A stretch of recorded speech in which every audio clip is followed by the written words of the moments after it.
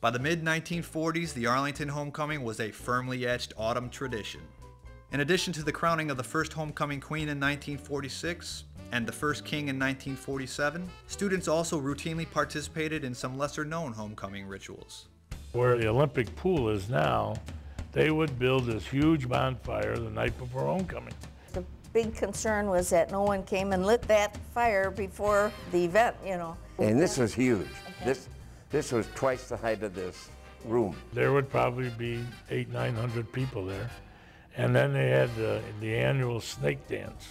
People would join hands and travel. We'd go down Vale or one of the streets, or Walnut. And they'd go out on Route 14, the Northwest Highway, stop a car, and all 900 people went through that car. Then we'd go through some of the buildings, which we were not supposed to do. We actually went through Seaberg's drugstore, and people would steal candy and take, you know, little things, I'm sure. My father had the Arlington Theater back in the 30s and early 40s, and my father would shut down the theater, turn the lights up, and let them come in. Right in the front door, right out the back door.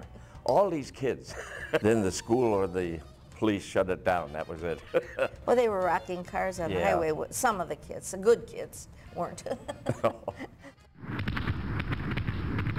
Though World War II had been raging in Europe and Asia since 1939, the United States had remained militarily uninvolved, opting instead to impose trade embargoes on Germany and Japan.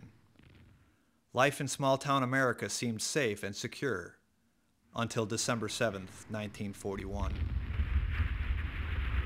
It was an unusual time because it was the wartime, and probably the most defining event in my life.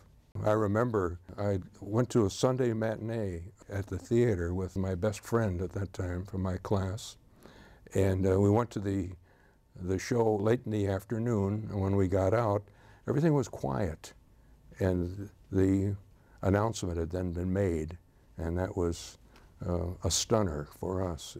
Didn't sleep too well that night.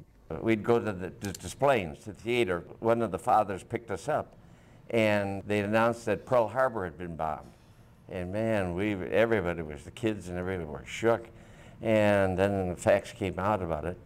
But the thing that happened in our class is the older kids were drafted right out of the senior year, weren't they, Esther? The Northwestern backed a special train into Arlington Heights because Arlington Heights had the regional draft office, and they filled the train with draftees.